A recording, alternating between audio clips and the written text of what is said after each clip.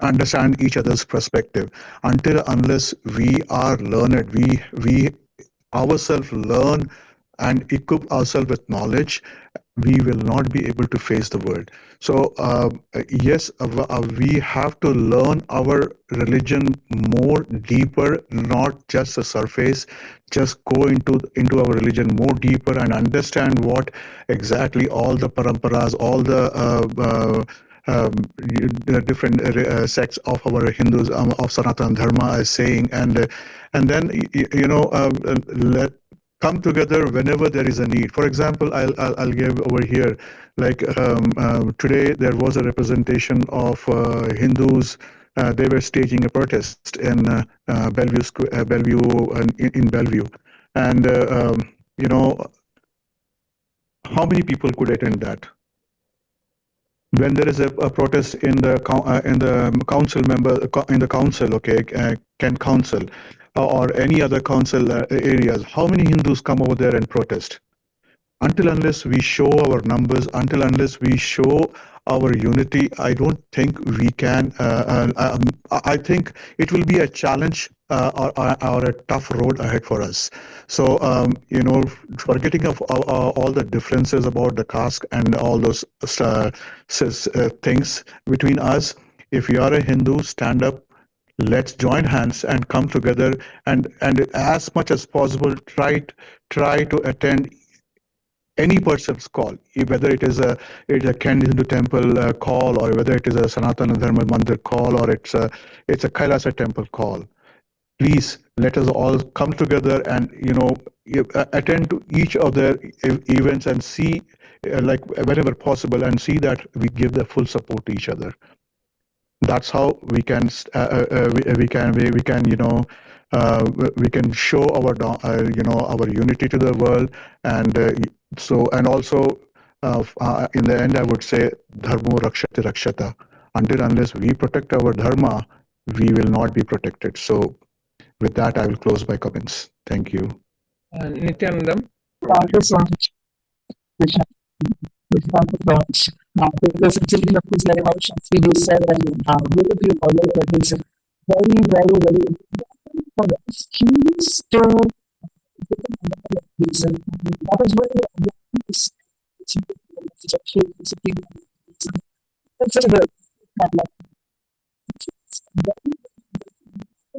humans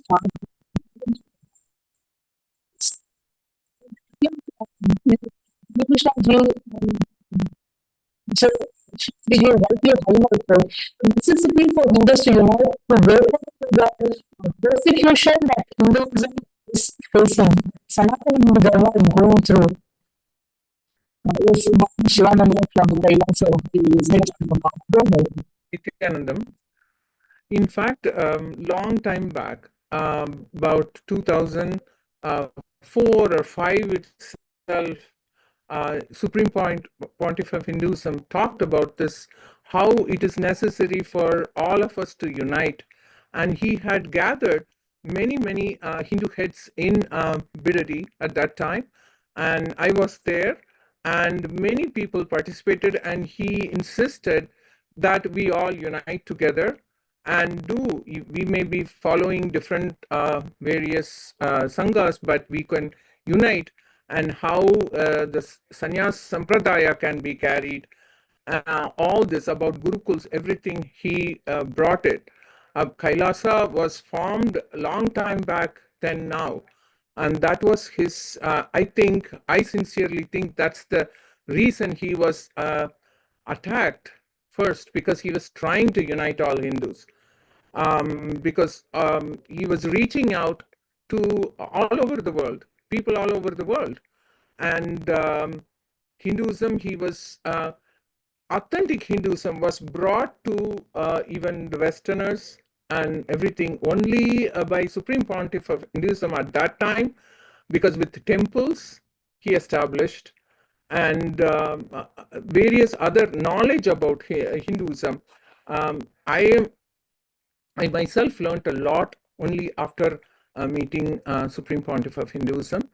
Even though I was born and raised as a Hindu in a temple society, still I learned only about all these persecutions, and all these things went on only through Supreme Pontiff of Hinduism, how much knowledge he gave us. That is the reason he had been attacked so many times continuously. And but Kailasha's roots started long time back. The nation of Kailasha started long time back because he is a Hindu narrative, I thought, at that time itself, who wanted to bring everybody together and unite us. But at that time also, I don't think people understood that, because when he was attacked, I don't think any of the Hindu organizations also came to rescue or even talk about this. And it is a sad thing, but I have to address this now here. And even though many people were, they knew that he was attacked, but they were mummed. Because why? Because we Hindus are not together. So Kailasha is very important right now to have, and all the other people also understand, because even in the Paramashiva Sena program, Swamiji, we call him, he is introducing to many people, even what happened, Hindu Holocaust, what happened with dates and everything about the knowledge about this is given through Kailasha to anybody. And this is what our services are being done to unite Hindus. So he is being actually the narrative for Hinduism.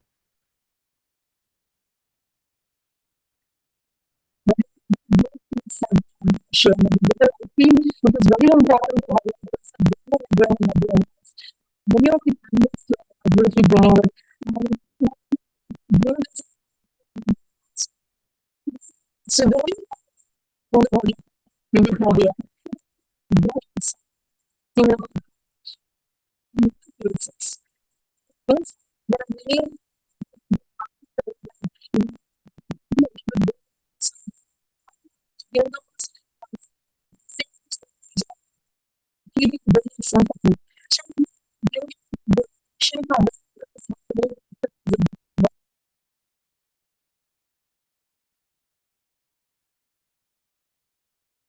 Yeah, I would. Am I audible now? Is it okay? Okay. Yeah, absolutely. धर्म गुरु जी आपने जो बोला वो बहुत सही बात बोला. Ramakrishna ji, and also whatever you said, and Mashivananda. What has happened, if you see, is that I just wanted to kind of take slightly and a step back in terms of getting a view on all these things. If you see the kind of separation that has been done, right? Definitely, for example, we have been the Jain, the Buddhists, the Sikhs, for example, of late, the amount of separation that has been created from the so-called forces, the deep state forces, you can call it, you can name it, whether it is basically the Abrahamic religions, let us say, the deep state forces have been successful in creating that division, and because of which we are not united. And Ramakrishna ji actually made a very good point. Indeed, because we do not know our scriptures. Just to be clear, only after I came to Swamiji, I understood that the Surya Vamsha Surangi Samarajya, which is there, that is a lineage that is being carried out, actually is the same lineage in which where Bhagavan Rama is there, Gautama Buddha is there, and the Tirthankara, the Jainism Tirthankara is there, and Guru Nanak is there in the same lineage. But the problem is that because we don't know, when somebody questions us, it is the same thing. It happened in the Kerala File movies, right? Where that particular child, that particular college-going girl is questioned and she cannot answer. So whoever is providing that answer, whoever is providing that narrative, people will veer towards that. So it is very essential, it is absolutely essential that we get grounded on our scriptures as soon as possible, and that is much more than an urgent need. If we cannot get grounded on that, we will be questioned like this. And this is the kind of a what is called a shorthand forum where we come together and only we discuss it. But as a force, when we have to go out, this knowledge has to be broad based. And absolutely, that is where Swamiji is doing a lot of work in terms of Parameshwar Sena and etc., where he is bringing these kind of knowledge together. So let us at least support that. So absolutely, धर्म गुरु जी आपने जो बोला था वो बहुत बहुत सही है कि हम लोग छिदर बिदर गए हैं, गारंटी के साथ छिदर बिदर गए हैं। मैं कर्नाटका से हूं, वहीं पे भी छिदर बिदर गए हैं। अब कहीं पे भी जाओ, ये छिदर बिदर बहुत बहुत क्या बोलते हैं, बहुत बहुत गहराई से दिखता है। That is the reason why we need to be grounded on the scriptures and understand what is the effect of this on the overall civilizational aspect of Hinduism. So that is why coming together on these kind of things, voicing together, and understanding that the kind of game that is being played in the on the backdrop of all of us as Hindus is very important, and supporting one another around this particular area is supremely important. And Swamiji is doing so much of it, and let us support him as part of Kailasa and as part of other efforts. With that, I would like to end from my side. Thank you so much. Brahma Agarwal ji, Nithyanandam, namaste. I wanted to, ask you to share your thoughts here to see what the issue is and what you feel about what we can do. Oh, sorry. Please go ahead.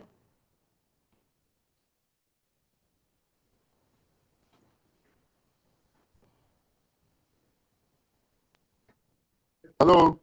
Yes, we can hear you. Yes, Brahmaji, Okay. we are able to hear you. So my thing has been, a Muslim guy asked me in a flight, why do you worship stones? So we have come up with a booklet which explains the significance of all the murtis in the temples. We are such a big challenge. People want to know about Hinduism. Where do they go? Where do they go? They go to a temple and Pujari says, we wake up the god at 5 o'clock in the morning. We wake up the god. And then we give him a bath and feed him and then put him to sleep at 2 o'clock and then wake him up again at 4 o'clock. Now, what do you think people get the message? And our children ask us, how can you put an elephant head on a human body? How can such a big body ride a mouse? So there are so many things, and the Christians think we are worshipping millions of gods and goddesses. We suppress our women. We worship cows. So this sort of information is there.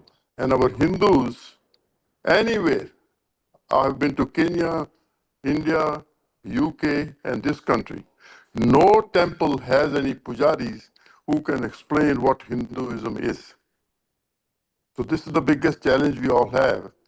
And of course, we keep saying, Modi ji keeps saying, Vasudhaiv Kutumb, that the whole world is one big family. So our teachings are so wonderful.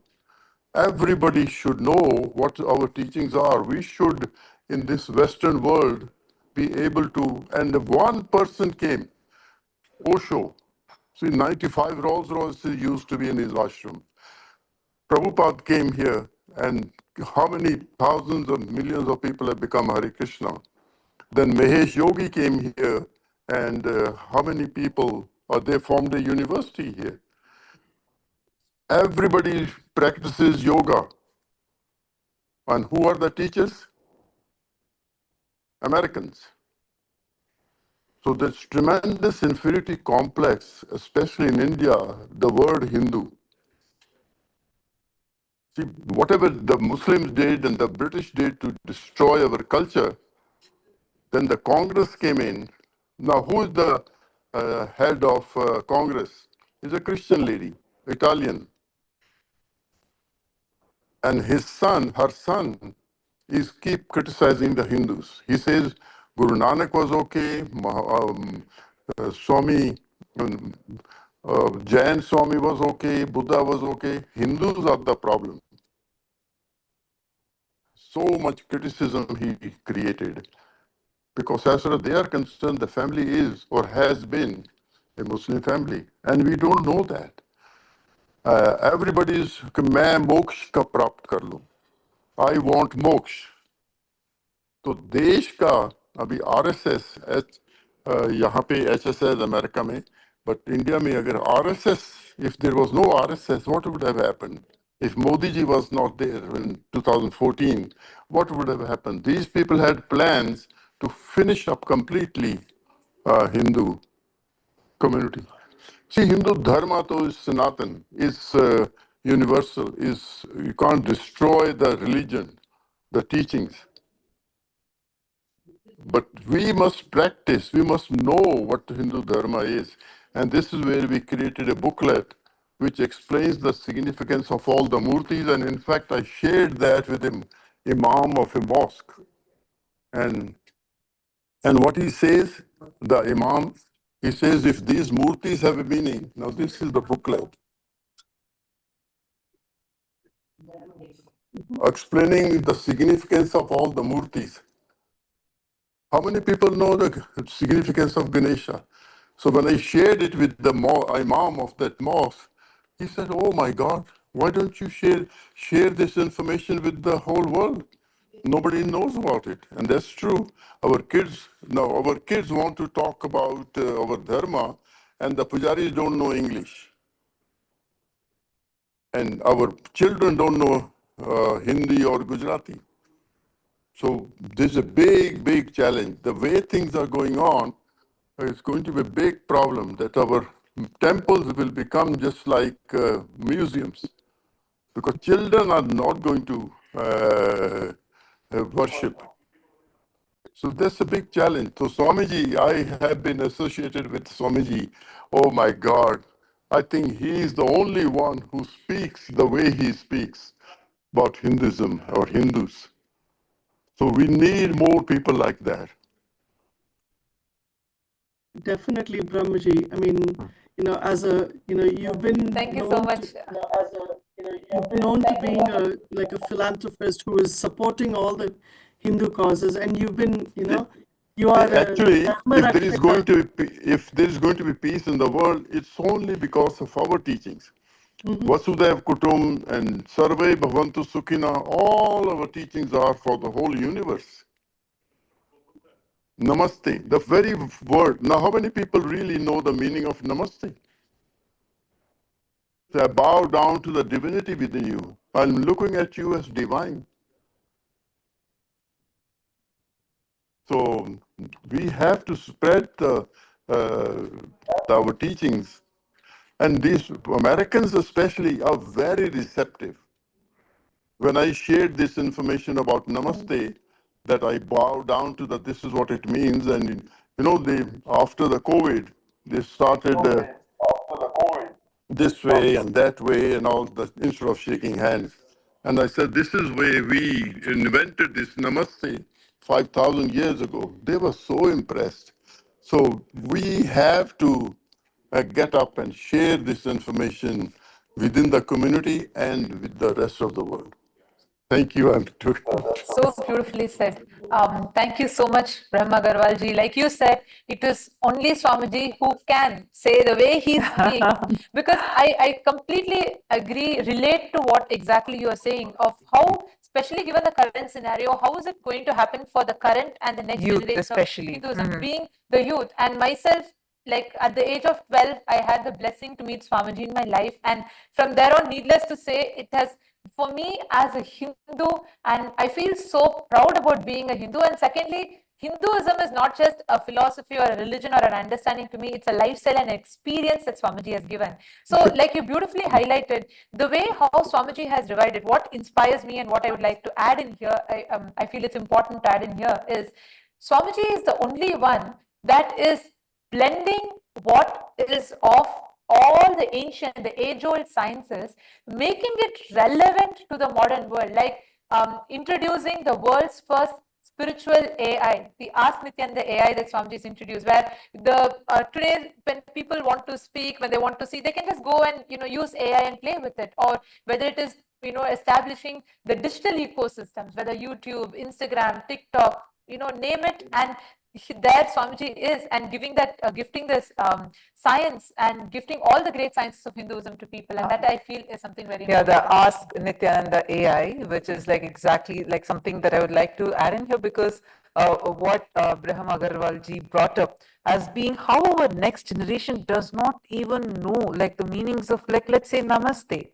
So now where can they go? So this Ask Nithyananda AI, which is a completely a free AI to be used, we have Agarwal ji, we already have more than 100 models which are trained only purely on the Sanatana Hindu Dharma scriptures. So anybody, we are actually having currently the user base in over 200 countries, where now the younger generation, because it's AI, they are able to go ask questions as to understand the meaning, the terminologies in Hinduism. Why do I have to put kumkum, or why should I do namaste? Why should I bow down to Ganesha? Who is Ganesha? And we even actually have specific GPTs, and these are completely available for free. And right now, through this, the Supreme Pontiff of Hinduism is actually enriching over millions and millions of people who have now started understanding the true meaning of Hinduism. And so I just wanted to add this in, because I just got so excited with what you shared, because I feel that's a very, very important point where people, the next generation, do not have a source to where they can go and look in. And actually, this I'll just share one more item.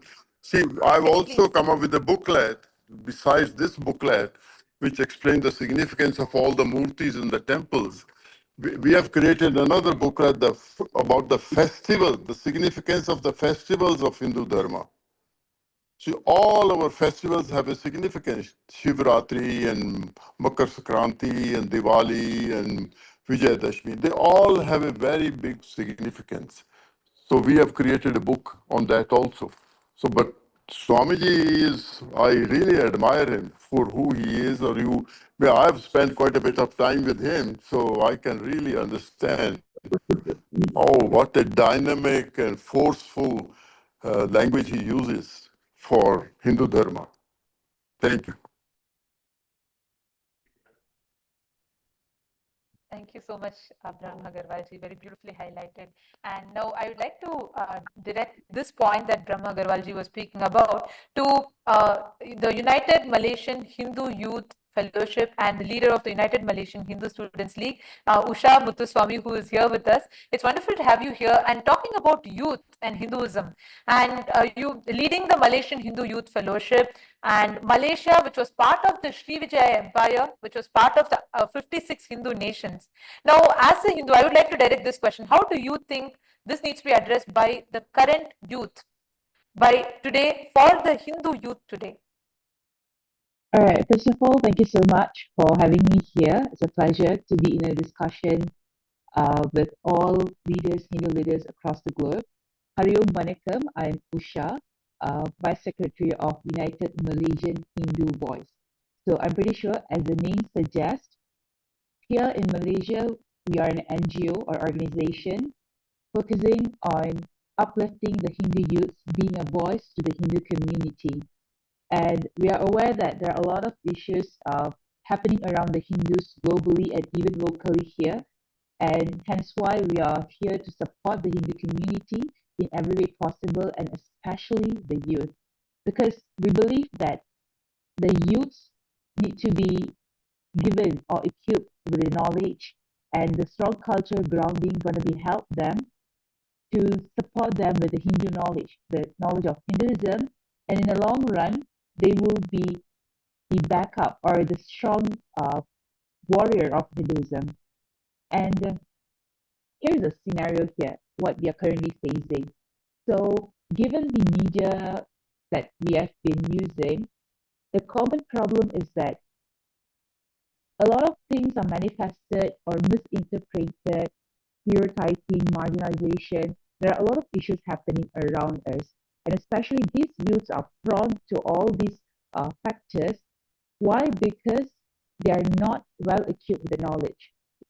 As mentioned by our friend earlier, he touched that we must be knowledgeable enough on what Hinduism is all about so that we can counter whatever challenges that come along our way.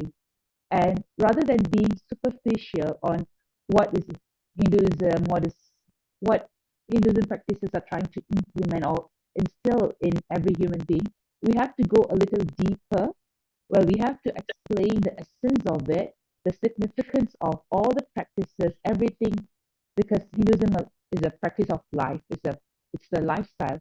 So when we equip this deep knowledge among the youth, we believe that the practice, the essence of Hinduism will be strengthened a lot more. So again, rather than being superficial, it is our task, our responsibility to instill deeper meaning of what is Hinduism all about to the younger generation. And here in Malaysia, what we are doing currently to support the Hindu youth is basically equipping them with the basic skills, because first, if they are able to understand themselves, groom themselves, build their self, it will be a lot more easier for us to instill, to bring in what Hinduism teaches, what is Hinduism all about. So in Malaysia, we have a lot of organization coming along supporting the Hindu youth to understand the culture of Hinduism, the tradition, and the teaching of Hinduism. And here today we have a lot of leaders who are from various parts of the world, and I believe that it would be very beautiful if we can come along together collectively, enhance the knowledge, support our Hindu youths, and equip them with sufficient knowledge so that whatever struggle challenges that come along the way, they're able to face it confidently. Again, knowledge keeps the power and confidence, and with that, we can go a long way. And just a quick summary here, because all of us have shared beautiful comments, beautiful point of views and feedbacks. And like mentioned by our friend earlier, Dharma protects those who protect Dharma. And here, United Malaysian Hindu Voice, collectively together with other entities in Malaysia, we are standing with the youths, ensuring that they're never alone in this journey to uphold Hinduism, uphold the righteousness. And thank you. Again, it's a beautiful platform for us to work together to support our Hindu youths. Thank you.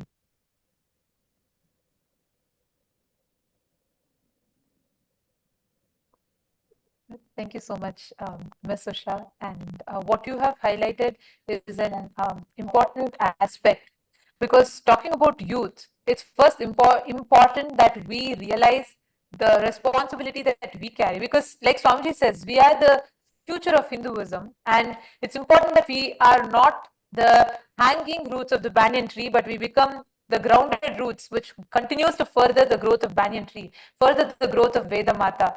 And with that is something that really inspires me, because every youth today, every Hindu youth today, everyone, like in various different ways, how Swamiji is empowering. If we see the statistics of how, whether it is increase in drugs, increase in alcoholism, increase in addiction, increase in so many things that's happening in the current youth generation today, the mental health crisis, which is hitting a peak like never before. And I think this is something, this would be very good for, we have one of the House of Representatives and members of Parliament of Kailasa, Dr. Sona Kamath, who's also a doctor. And I'd like to invite you to add in a little bit here about today's youth realizing about Hinduism and how you see that Swamiji is doing it. Please go ahead, ma'am. Nithyanandam, first of all, thank you for inviting me to be on this very esteemed panel. I'm delighted to be amongst these thought leaders across the world, from activists to researchers to religious leaders. So who am I to be on this esteemed panel? I'm just a physician. But you know what I am? I'm a devotee of Swamiji, and I've learned something really important, that as a mother and as a Hindu mother, I have to have a very loud voice, and I have to understand myself the importance of our teachings and the importance of giving that to our children, because you're right, those roots, if they're not strong and they're not built by our families, they're not going to last very long. There are too many forces out there, as you've heard already from, Neil G, thank you, politicians who've, been here and have already been campaigning, and researchers, Ravi G, and our thought leaders, our gurus, who are out there carrying that torch forward and protecting the Dharma. But if we all don't stand up together, our children will not have a future. Our children are already being targeted to hate themselves as Hindus, hate their skin color. This goes back to centuries, generations. This is colonialism. It hasn't gone away. It's just here in a different form. Neocolonialism exists today, and our children are subjected to it. The reasons why so much depression, so much, drug use, all of these statistics are increasing. Why? Because there is a force out there that is making these children not feel strong about who they are. It is our responsibility, and it wasn't until I met Swamiji that I understood this responsibility that I have as a mother. I didn't even understand the importance of what I have been given culturally as a heritage until Swamiji awakened my eyes. And now I understand that this is what is going to preserve the world. This dharma is what actually carries the torch forward for the planet. And so it's really important, and I'm going to give you an example, that we are sabotaging ourselves. Hindus are sabotaging ourselves. And as Swamiji says, the criminally negligent Hindus are really needing to be held. And I will tell you, I was a criminally negligent Hindu until I met him. But I will tell you what happened.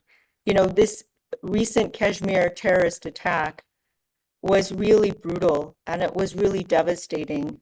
I was really upset that the major media houses did not carry this information. I should have known better, because this is their agenda.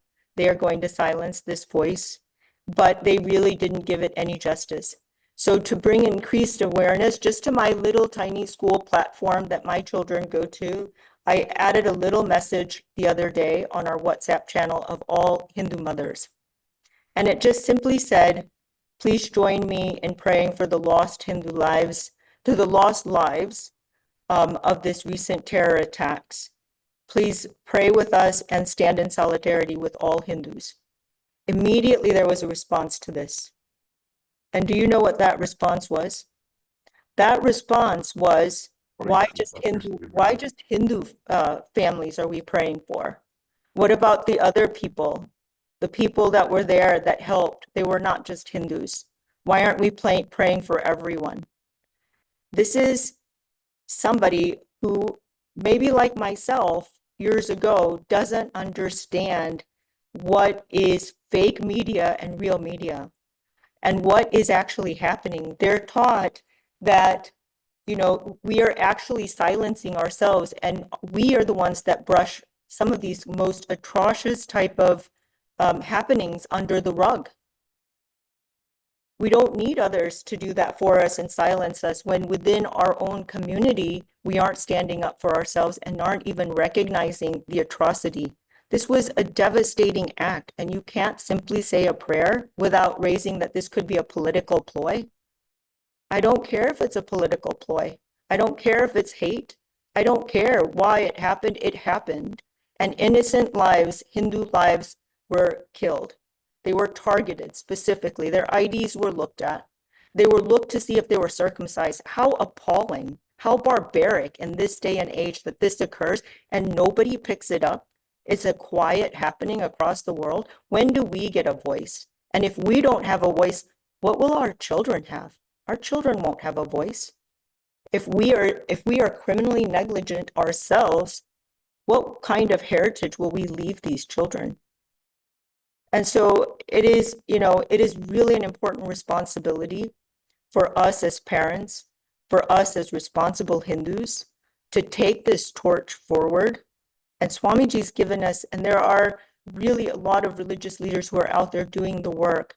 And Swamiji's pulling it together and giving us a platform finally to be able to have a voice to go forward and carry this torch of Hinduism to the next generation. Because if it doesn't happen with us, it dies here. So thank you. But thank you, Ma. Thank you so much. And this is a very important. And actually, I would like to invite Shri Amrit Bhandari ji next. And one point I would like to add here as we talk about this, as Dr. Suna had highlighted, is about how, for this very reason, now Swamiji is awakening. Like, I remember this one word that Swamiji said. He's going to be, even before awakening the world to Hinduism, we need to awaken the Hindus themselves to Hinduism, to make them understand that, to revive the identity of Hindus within about Hinduism to Hindus. And which is why Swamiji, even like right now as we talk, Swamiji is literally reviving this Hindu identity powerfully through a very beautiful course called Paramashivam, where so many people, I am blessed to be a part of, conducting this program, and when I see Hindus from across the world, Australia, Europe, America, and various different parts, even India, so many people, so many Hindus come, and the first thing that they say, I hear this from everyone, is I have never understood Hinduism like what Swamiji is introducing now. And through the Paramashivam program, Swamiji is not just telling about Hinduism, but the experience of and reinstating the responsibility within every Hindu, especially when I see so many Hindu youth attending this program. Everybody goes back understanding that they are responsible for the future of Hinduism. They are responsible to stand up. Next time when this attack happens, we don't wait for someone else to go stand. We don't just want to go and take the candlelight march and stand there. No, taking responsibility to prevent these attacks, taking responsibility to echo in the global stages and make the noise in the right places, into the listening of the right people. Like how when I saw, in fact, when Swamiji first time empowered so many women, Hindu women dressed in traditional attire, went and sat in the UN General Assembly in the half-day general discussion and on the equal and inclusive representation of women. As a Hindu, I felt proud, and I'm sure every Hindus, for the number of views, the comments, and the appreciation that poured in, it fills me with pride to see how Swamiji is taking Hindus. You can see today Hindus in the Europe completely dressed up in the complete traditional attire, sitting in the United Nations, and here you can see this is in France, the International Forum of NGOs, official partnership with UNESCO in France. And then here we can see the ambassadors of Kailasa at the UN General Assembly 2023, where we met with various world leaders, prime ministers, presidents. When they saw firstly the sheer empowerment that Swamiji gave, where Hindus stood there with Angavastram, Dhoti, Sari, Rudraksha, talking proudly about what Sanatana Hindu Dharma does, what Kailasa is doing, what the Hindu nation of Kailasa. And here we can see this is in the UN General Assembly 2022. And when I see this, it really reminds me, and also I feel proud of what kind of a impact that Swamiji is creating. And with that said, I would like to request, I think we have both Amrit Bhandari here and we have Ravi LG who is wanting to speak. So I'm going to, since Amrit Bhandari has not yet spoken, I'd like to request Shri Amrit Bhandari ji, if you could please go ahead and you could shed some light, right after which Ravi ji could also join in.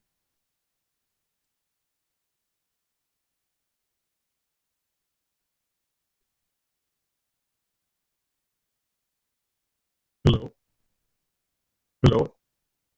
Jai Shri Krishna. Please go ahead.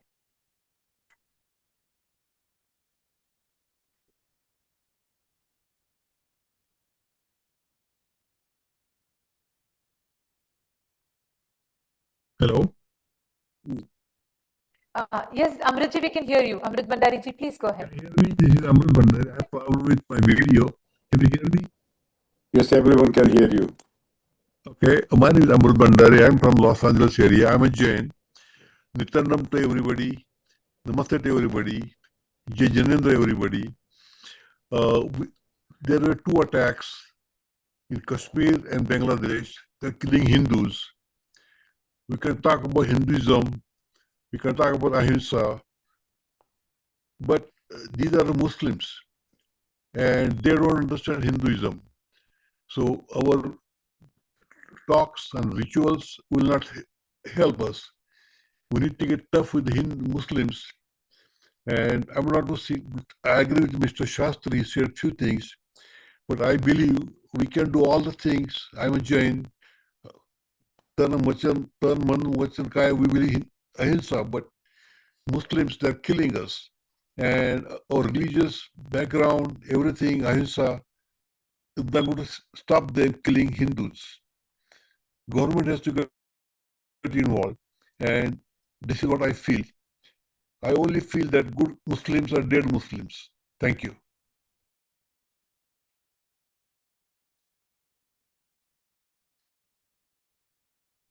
Thank you, Amritji. And Raviji, would you like to go ahead and add in?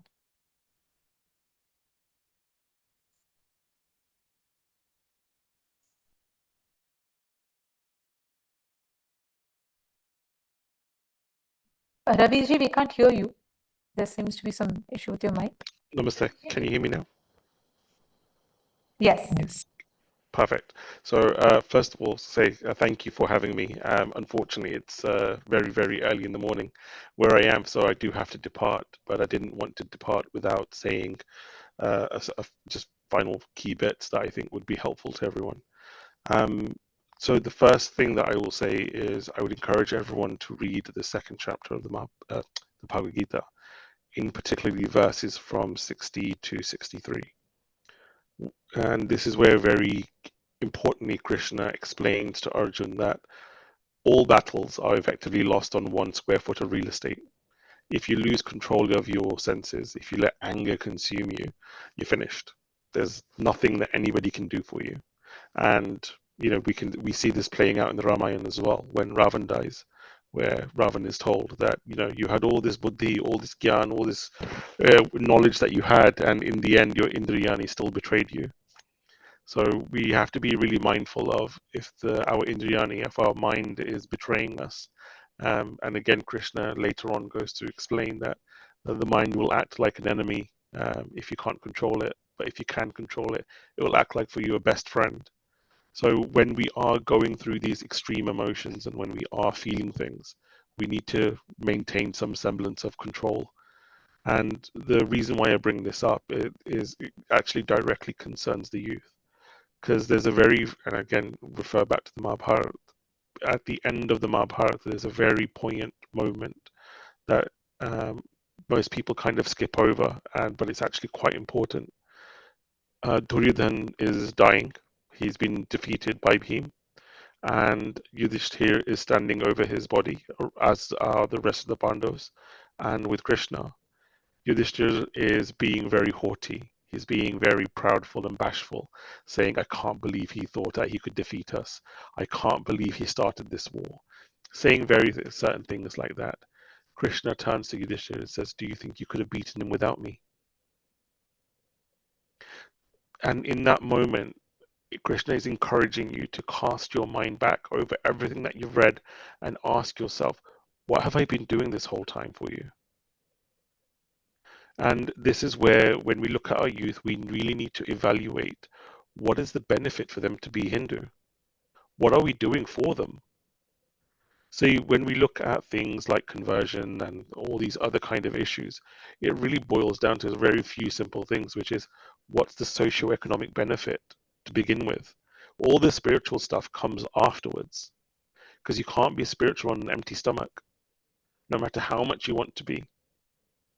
And I think that when we meet these basic requirements, when we meet these basic needs and actually play out and really put forward some of these ideas and some of the methodologies that were actually quite commonplace, we really quickly realize that actually we're just really play acting at being Hindu. We're not really doing the Hindu things, and we're really Hindu in name only. And it's really difficult. And I think this is where there's a running joke that, at least amongst my friends that we have, which is if the people that don't like Hindus really knew how hard it was to be Hindu, they'd actually feel sorry for us and leave us alone. Because to walk the path of a karma yogi, to walk the path of karma, it is incredibly hard. You don't get to blame anybody else. You don't get to, make excuses. It is all on your own decision making. Now, if you are not putting the things in place and practice that support your own decision making, then you're lost. And this is where we need to support each other. And people talk about Hindu unity. Hindu unity is really, really simple. It's not that hard. It's just a choice. Today, I'm going to find another Hindu and I'm going to work with them. We are going to find a problem together and we're going to fix it. And if everybody does that at a local level, organizational level, national level, Hindu unity is achieved in a couple of hours, really. But the problem is, it goes back to what Krishna said, which is if your brain is actively working against you, that thought never enters your mind to begin with. So when we are discussing these situations, and it's very easy to be incredibly emotional about these difficult subjects, just ask yourself the question, is my mind actually betraying me right now? Can I reel myself in? Can I get a hold of the reins? And this is why I always refer to the kids that I work with. When you're reading the Bhagavad Gita, remember that front cover. You have the 5 white horses. You have Krishna as your charioteer, and you are Arjun. Krishna is supposed to be your Sarathi. He's supposed to be your charioteer, holding onto the reins of the 5 white horses, which are representative of your 5 senses.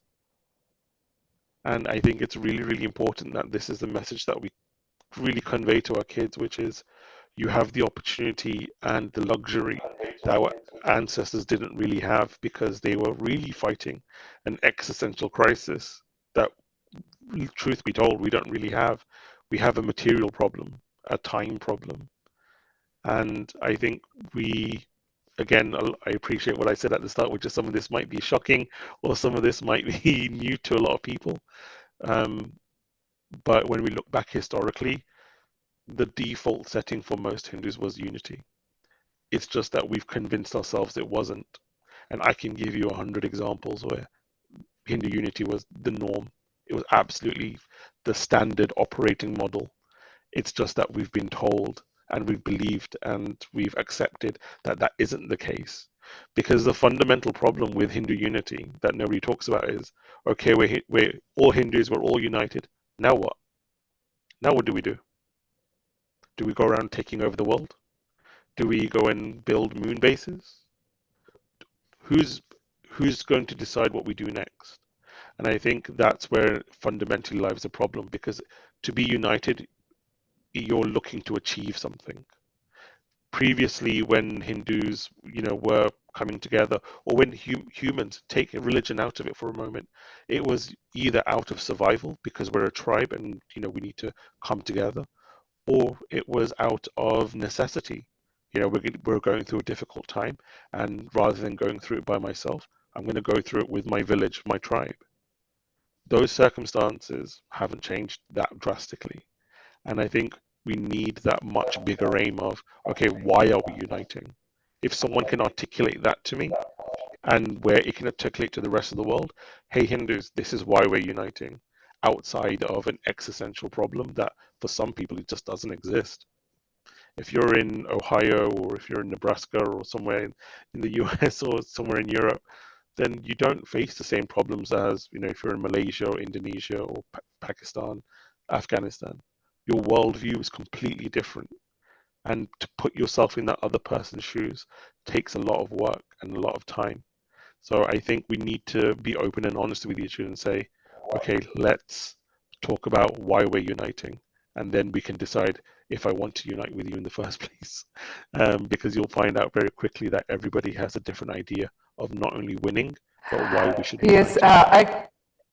absolutely. Thank you so much, Raviji, for bringing in multiple aspects to this. Thank you so much for beautifully highlighting different aspects to this. I just would like to add a small thing to what you said, because I blessed to hear this from Swamiji, how multiple times Swamiji has explained about how Advaita, the oneness, is what brings us to that completion, right? Like we evolved from unicellular beings like amoeba to fish to monkey, monkey to humans, and then from each of these levels we have had the physical breakthroughs, and then we had a mental breakthrough.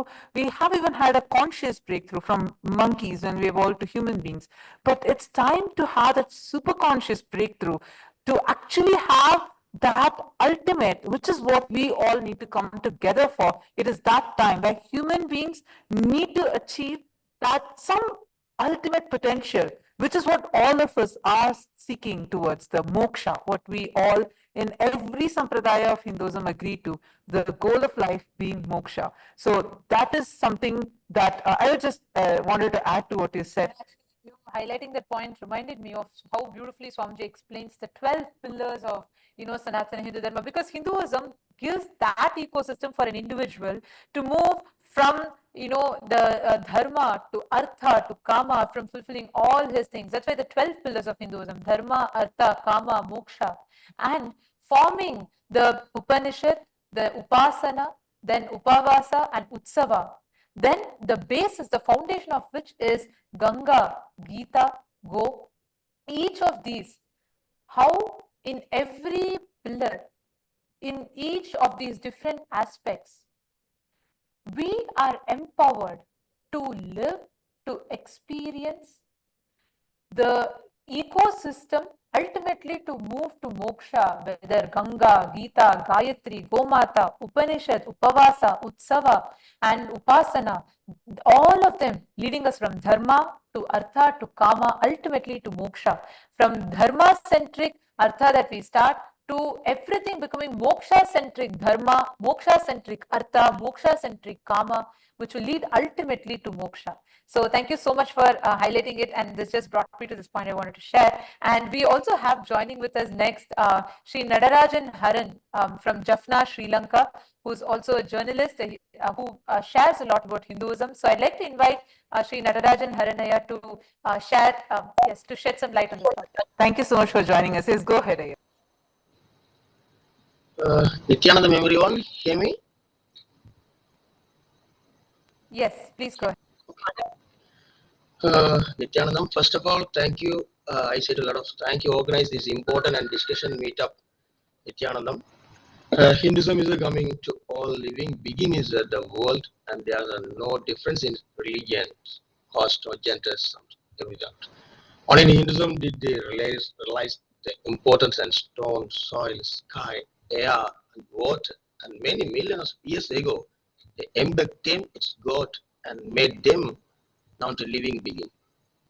But then after 1,000 were killed in the war in Sri Lanka, similar to these incidents remaining again. These incidents that happen today is heartbreak. Such incidents should not happen to anyone anymore. The number of moral school has decreased in the amount of normal education like Johar has dedicated among the youth and young. It is very important that they are coming under the leadership of Kailasha in the coming times, and it will definitely happen to open more than schools in the Sri Lanka, especially Jaffna. We are waiting at the moment.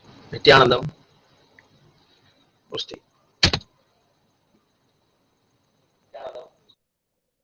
Thank you so much. And actually, just one thing, Haranji, I just wanted to add, since you're from Jaffna, I know we have had the persecutions and that Hindus there have also faced.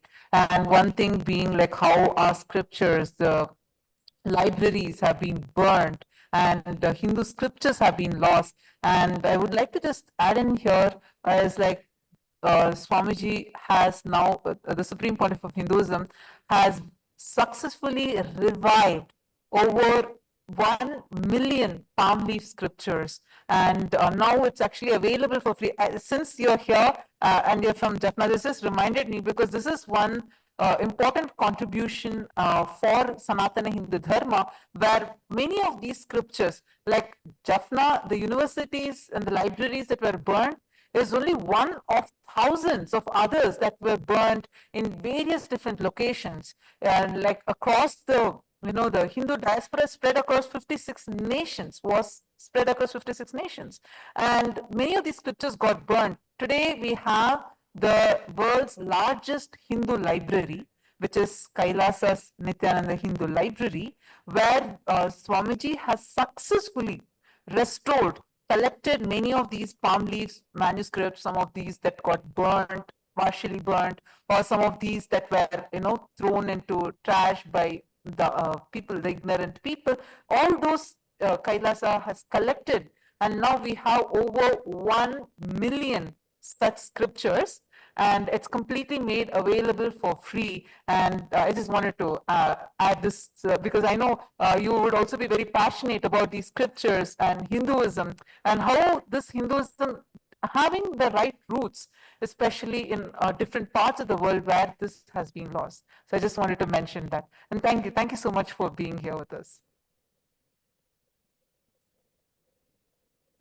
Thank you so much. And next, I would like to invite, we have various guests that are joining here with us today, and it's really overwhelming and wonderful to see so many of us, so many of you who are all making the difference, whose all of your voices matters. And when we all come together here, and as Swamiji has united us in this platform, it really fills me with so much of joy, because we can collectively create that impact that we want.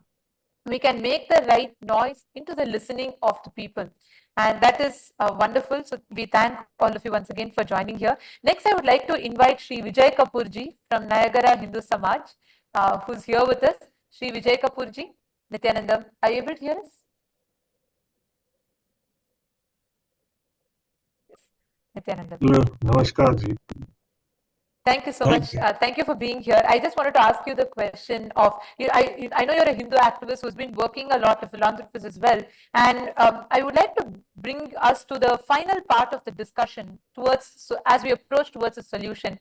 I would like to hear from you of, we've addressed the causes, we've addressed the various different aspects of it. But now let's come to the point of, how do you think, in your experience, Vijay Kapoorji, what do you think will be the direction, or what would be the solution? Who should take responsibility for this, and how can we bring an end to this? First of all, thank you very much for giving me this opportunity. However, what you asked that what we should do, the responsibility is ours. It's not anybody else. You got to understand that we are in the Kali Yuga.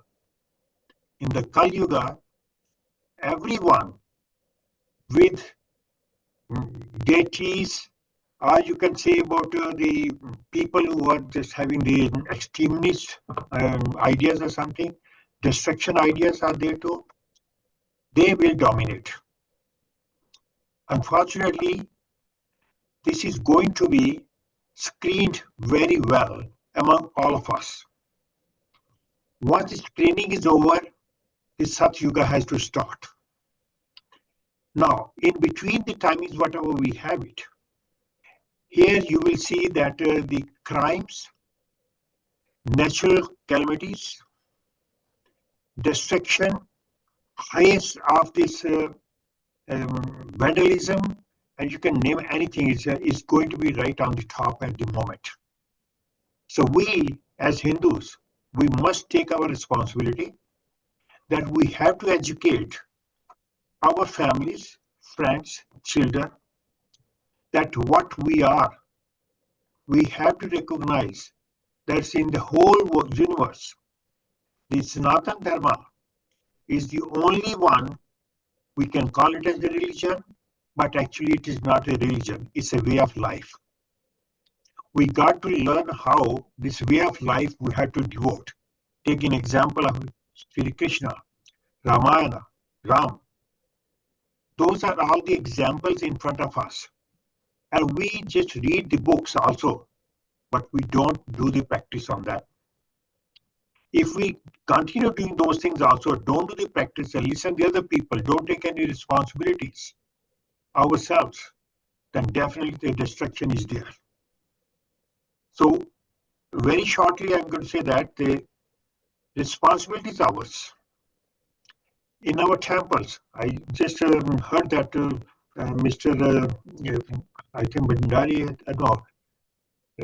Brahmaji, he was speaking on these books also, what the meaning of all these things there. So I requested him also to send me a copy of that too, so that we can look into that. But the question is, what are we trying to do?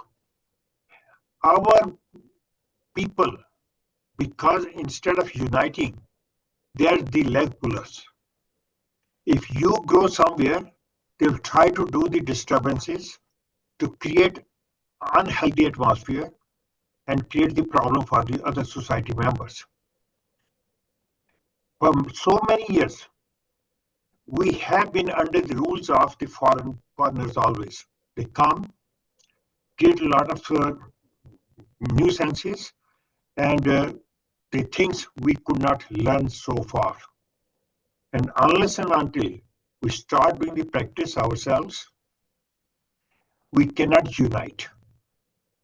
Our own people, as I said, they are the leg pullers. They will not cherish your victory. They will not cherish your freedom and achievements. They want to criticize you. They want to demoralize you. Once these things are going on, the unity is difficult. In India especially, look into this one. The rulers for the last over 75 years now, the rules were being done by the foreigners practically. They were all the different things, but I don't want to name too many things like that. But the point is, our own people, they are the culprits. We have to start working on to show the general public, educate them. I just heard this sister, she was talking from Malaysia also. It's a very good youth organization, which is she was trying to work out on that. And I think these things definitely are needed right now. And I thank you very much for this Nithyananda ji, the step what he has taken so far. And that's definitely an enlightening for our religion, our Hinduism. And Hindus, ultimately, definitely, they are going to succeed regardless whatever is going to happen, but only in Satya Yuga. Kali Yuga, we are just at the verge of that finishing of the Kali Yuga.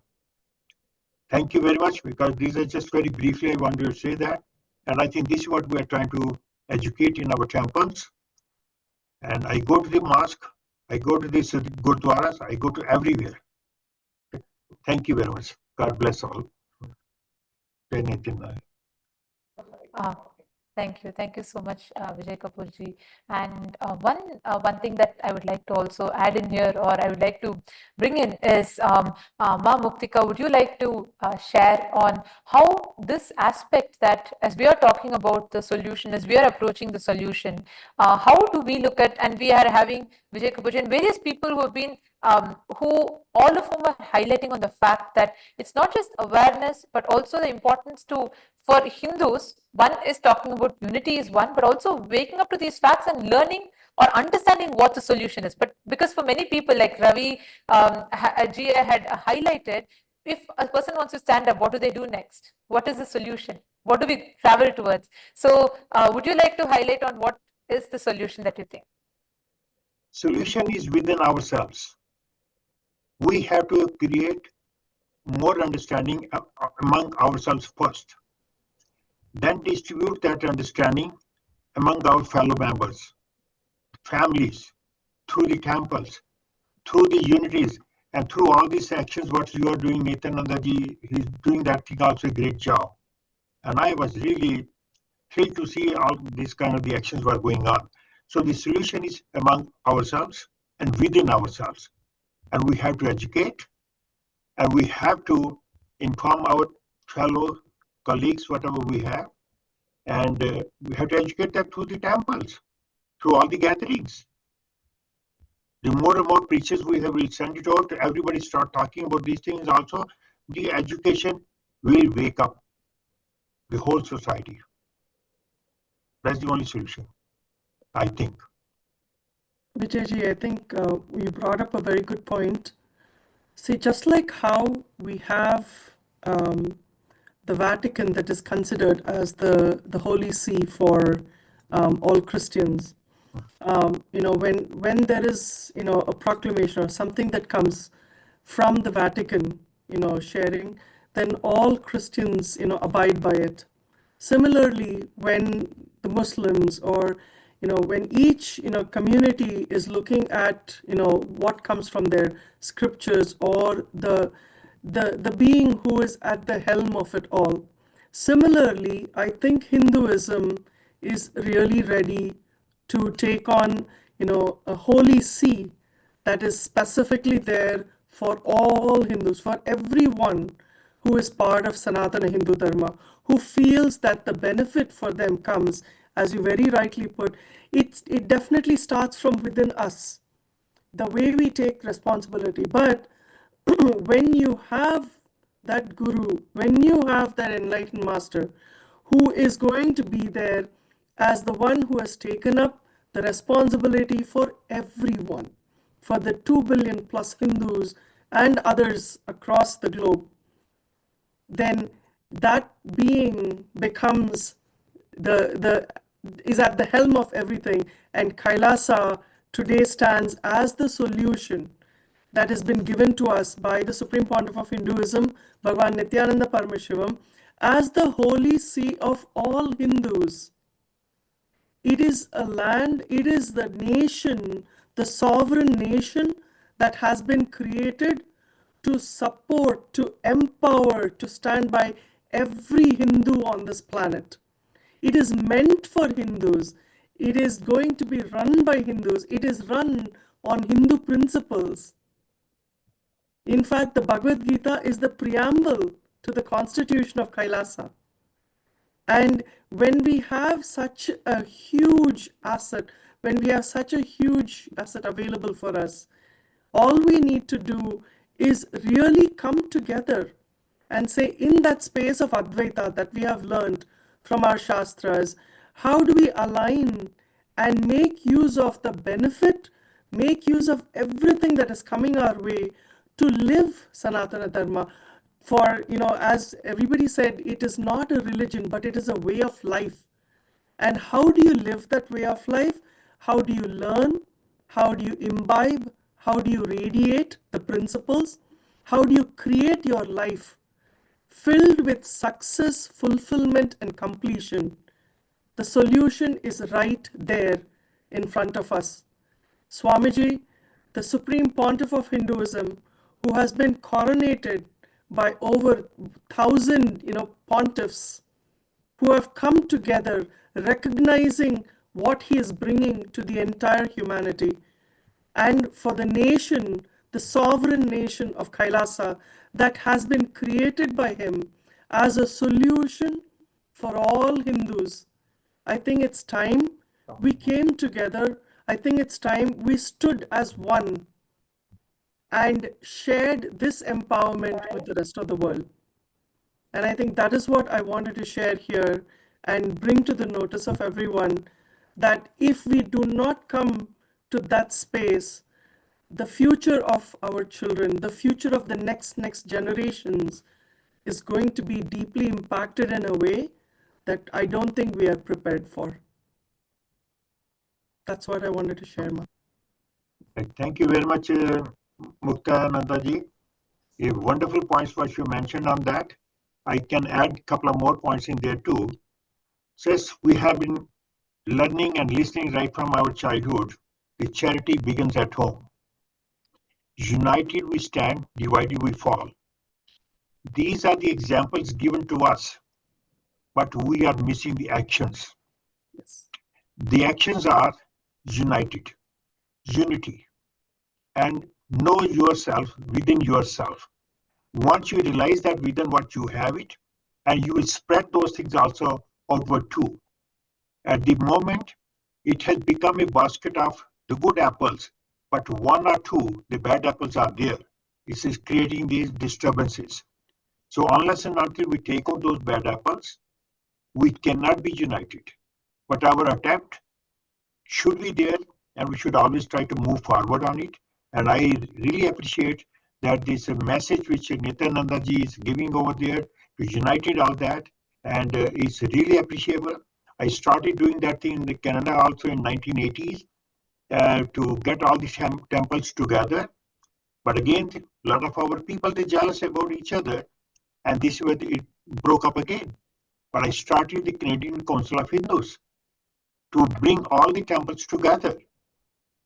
But the selfishness is there too. So we got to be aware of it. Our enemies are within us. Be aware of it. But go within yourself, understand yourself, look into what's right or wrong. You make a decision. Don't let other people make the decisions for you. Then only we can survive and we can win. Thank you very much. Thank you, Vijay Kapurji and Ma Muktika for highlighting that. And I know it's nearing 9:20, and we have still a lot, because this topic that we're talking about is not something that can get over even in a day, if I have to say. But and keeping that in mind, I just wanted to request, there are more guests here who are waiting to share. So I'd like to request Ma Aparna Hande, who has been she is a proud Hindu who has been in the armed forces, a nurse, and she's also been awarded Woman of the Year in City in 2012. So I'd like to request you to speak on what you think is a solution for Hindus.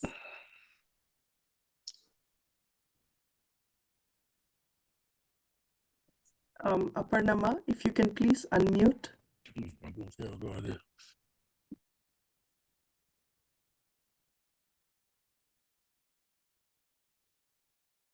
Hear me? Can you hear me? Yes, okay. First of all, I would like to thank Ma Mukunda for inviting me to this platform. I must admit I'm still learning about Hinduism myself. There is so much depth and beauty in tradition, and each day I'm learning. And this platform is really making me to think very deeply. When I was working in the hospital as a nurse, I often faced questions from my colleagues. They will ask me, how come you worship elephant god? How come you put a red dot? And then my patient used to ask me, saying, how many snakes you have in your pocket here? You know, they used to get scared of me being a nurse. So many things I faced, but I did not have logical, spiritual answer to give them. You know, I will just pass time and go away. But now I'm learning deep into it, and I have a confidence that I can answer that. Besides today, talking about Hinduism, all of your experts have said your viewpoint very well. But I'd like to add one other side of me as a nurse. It is very sad situation. Being a retired nurse from military, I can see when I joined 1965, Pakistan war with the same height of the spirit and passion, left my home without telling my parents and joined in Jammu. The same place, Jammu, Kashmir, Rajouri, I was there serving the wounded, our soldiers. Today I feel I wish I would have been there. If nothing else I would have done, at least I would have served them with the, I don't have words to say. That's I'm missing. And now I'm too far away. And physically also I'm not able to move fast. Otherwise I would have gone to that place. So I have a great part of those family, and that's what I can say. Thank you.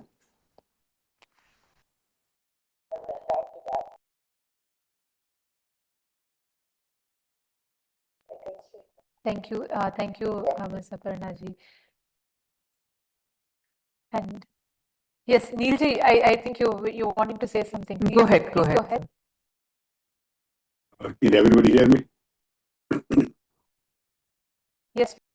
Thank you very much, Sonali and everyone else, the Swamiji. Swamiji I met first time in Columbus when we opened the actually Nithyananda Swami Temple in Columbus 2007.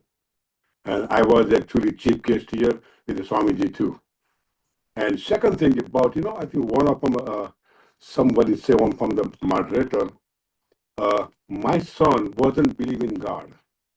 We explained him and talked to him. He said, why don't you just study yourself, Gita, Quran, even Christianity, like Bible. He studied by himself, all Vedas and everything. Now he says, Daddy and Mom, I think Hinduism, Sanatana Dharma is the best religion on planet Earth. Okay. And other thing, a lot of people say we have thousands of God. We don't have thousands of God. We have one God under the one tree, under the one roof, across the world, across the even universe, not even world. Okay? Just like if you're talking about like, we have the president in our country, is only one president, but he got the whole cabinet working for him. And then each state, 50 states have 50 governor and a 50 cabinet. There's thousands of people working for the president of the United States. Same thing, our God, Vishnu or Lord Krishna, or whatever we call Shiva, they are exactly, we have a, just like without air, can we live? Can we live without sun? Can we live without water? All those things actually is a good thing for our mountain, trees, everything. And that is important for the life to live. And that's why we praise them and we believe them. They are the God, but they are the God's exactly cabinet. And that's where actually I put it on. A lot of time media asking me the questions, thousands of God. I said, then, let me tell you one thing. Can you live without air? And air is actually we consider as a God, because without air we cannot live. Same thing water, same thing tree, same thing mountain. And that's the way I explain them. And that's why I want to just tell them to everybody else. Thank you very much. Namaste, Jai Nithyananda Swami. Thank you so much. Thank you so much, Neilji. And that Swamiji says the beautiful line that Swamiji quotes is Ekam Sat Vipra Bahuda Vadanti. It is one ultimate consciousness, Chit, call it Paramashiva, Parandama, Paramapada, Parabrahma, call it That's anything right. you want, that one ultimate Chit, that consciousness, Ekam Sat Vipra Bahuda Vadanti. There are millions of ways to reach that, and that is what we call Advaita. Everything leads us ultimately to that moksha, that paramoksha, where you experience that oneness. And you beautifully highlighted it. Thank you so much for bringing that and highlighting that point. And I would like to next invite Sri Himanta Shrestha ji, who's a Hindu activist who's joining us here. And is there something that you would like to share?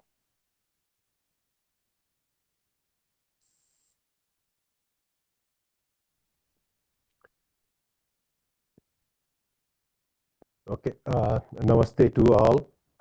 So actually, I'm not very kind of activist or something like that. Of course, I am a Hindu, and I'm from Nepal. Now staying in USA, Wisconsin. Listening to you all, so it was it is very good to hear from all of you different aspects of this, and it looks a little bit broader than what I thought. And Mr. Ramesh Khanalji, who is also from Nepal and our colleague. So, excuse me. So we are actually doing some kind of satsang or spiritual thought sharing on a virtual basis. And we have also come across these things, various incidents, and those discussions and kind of thing, and trying to understand the reasons and what could be the root causes. So as we see in our Hinduism, wherever, I mean, in Nepal, Bangladesh, and India as well, the different social systems that we have. So that is one of the things that when we blame others that they have encroached to our religion or something like religion conversion kind of thing. So rather than blaming others, we have to look to ourselves. That because we are discriminating some of our colleagues, our fellow people. So I don't know how much these things have been working with your Swamiji and groups and other Hindu groups around the world. Though when we meet some Swami or invited in our virtual satsang, they always say that this is not the case. It is not to go like that, but it is happening in our society. So that is one of the very crucial problem that we have, and we all have to take care of those.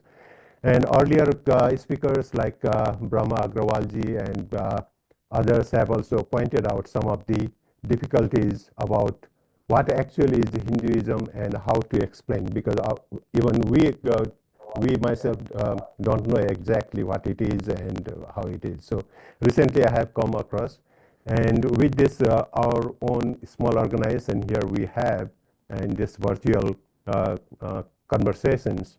So we are doing this and try to understand all those Gita and other Vedas and Puranas and Upanishads. It is very difficult. And whatever we read the newer books and other listen from gurus and things, they does not make much sense to the world that we are living. So always we think like That's well.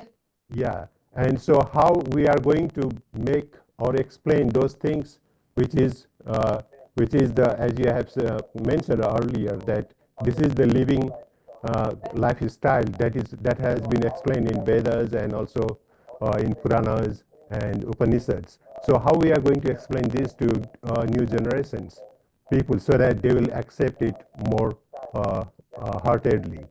So these are the things, some of the things that I wanted to point out, which need to be understood, and even if not in a big group, so even if a smaller circle among ourselves, wherever they are, they can work these things out and try to listen to and also they study and make some sense, because it is very hard. Even the new books which has been written either in Nepali or Hindi or other things, it really doesn't make sense to the truth what has been the original or organic explanations of these things. So it doesn't make sense the way that it is written. Actually, that's that point that you have highlighted, Hemanta Shrishtaji. Thank you so much for that. The point you highlighted brings us to the last point, but a very important one, because like you said, even for people to have access to the original source scriptures, if a person has to read, and currently what is available is the Maximilian version, or the distorted version, history that is made comfortable or to suit the views that they want you to have. And this is how not just Sanatana Hindu Dharma, the various ancient civilization, ancient indigenous nations have been destroyed. That is why Swamiji not just has revived and re-established Kailasa, he has established the United Ancient Nations, reviving and standing up as the voice for the ancient indigenous enlightened civilizations. We have had hundreds of them, and today Sanatana Hindu Dharma is the only longest living civilization, and so many other ancient indigenous nations are literally facing a threat to their very survival, their home, or their traditions, their cultures, everything being persecuted. And today we have here with us, joining with us, we have Roberto, who's the national representative of the Enotopo community. He is here with us. He is part of the Ensunetro National organizations. And joining with us also we have the Rajya Sabha member, Sri Mahasatya Surupaya, who's going to be translating, because Roberto is a representative of an ancient indigenous civilization himself, and he's here to take this beyond what we are just talking about to a broader perspective of what Swamiji is already foreseeing and reviving and re-establishing.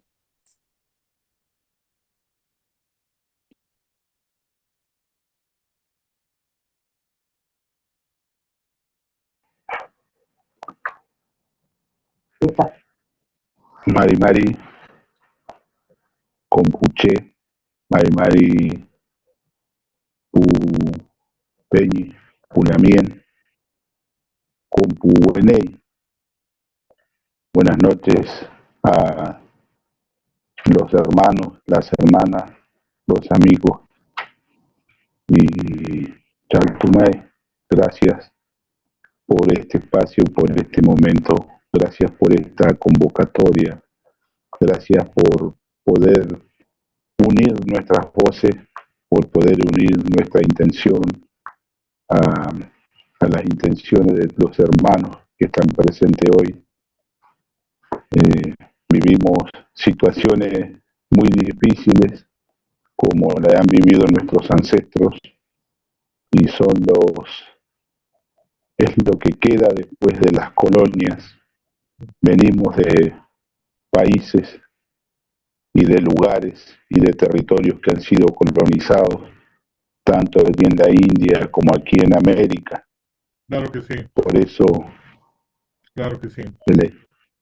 So, Nithyanandam, so Mr. Roberto is telling that, first of all, he's giving a salutation in his own native language, and he's taking a parallel statement on how the destruction of civilizations, ancestral civilizations, has been occurring both in India and with all the ancestral civilizations in the planet Earth.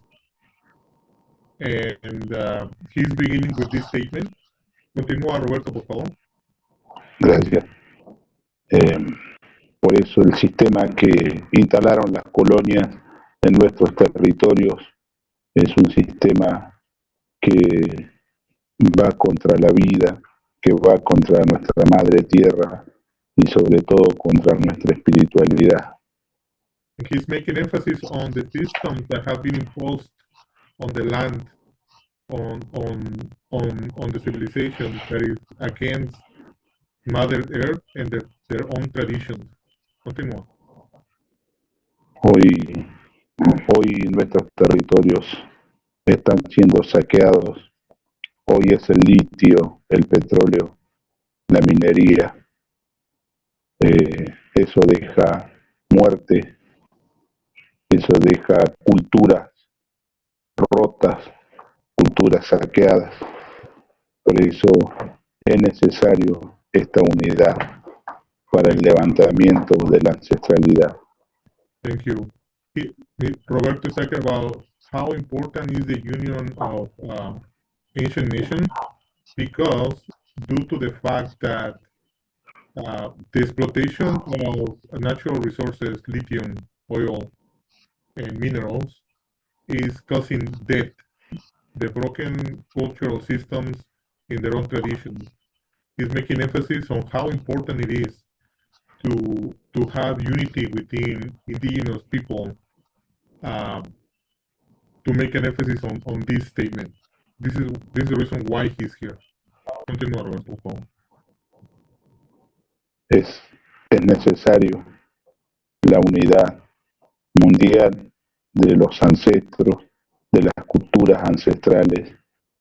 Y hoy vemos en Swami esa posibilidad de que una todas estas luchas, de que pueda unir vuestra santidad, pueda unir la lucha de nuestros ancestros, nuestra lucha y la lucha indígena ancestral en todo el mundo, que esté unida y sobre todo que la espiritualidad sea la que guíe nuestro camino y sea esa luz lo que nos lleve adelante.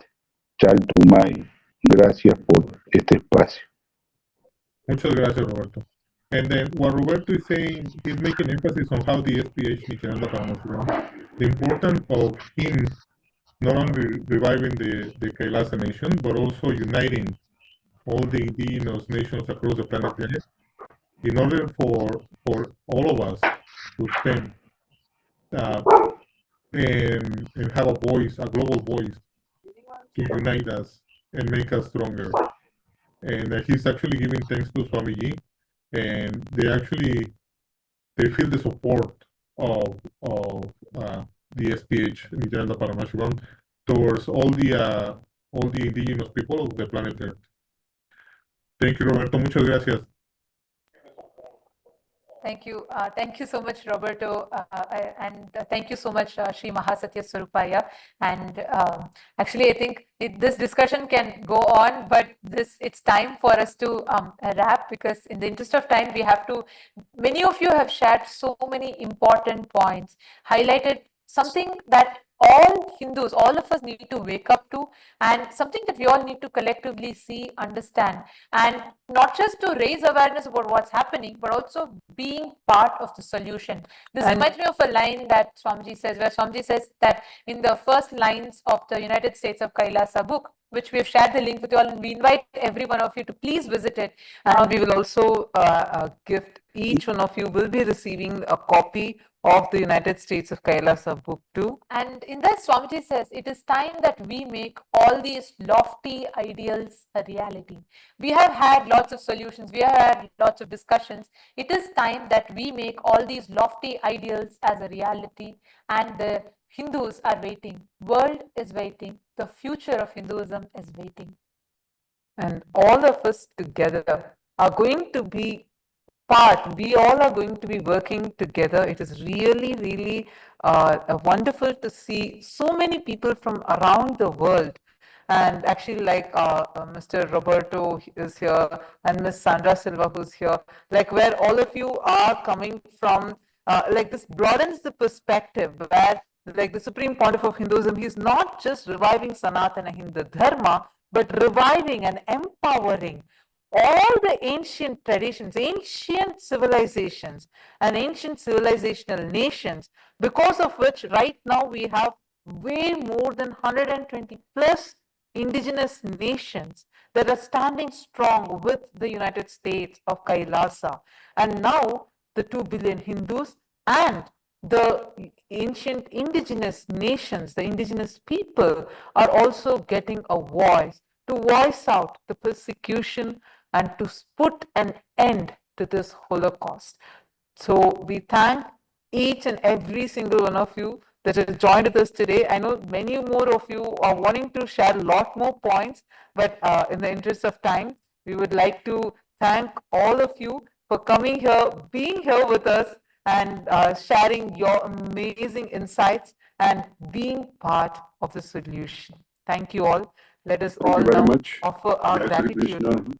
Swami Nithyanandam, God bless you. God bless Hinduism. And now we'll be concluding with the Purna Mantra. Om Purnamadav Purnamidam Purnat Purnamudachyate Purnasya Purnamadaya Purnameva Vasishyate. Om Shanti Shanti Shanti Hari Om Tat Sat Sarvam Bhagavat Shri Nithyananda Paramashivam Padakarpanamastu. Om Nithyanandam. Thank you, everyone. Thank you all. Thank you. Thank you, everyone. Jai Shri Krishna. God bless you, everyone. Thank you so much. Thank you. Thank you. Hare Krishna. Hare Krishna. Jai Shri Krishna. Thank you. God bless all. God bless all. Nithyanandam. Nithyanandam. Nithyanandam. Gracias a todos por estar aquí, Nithyanandam.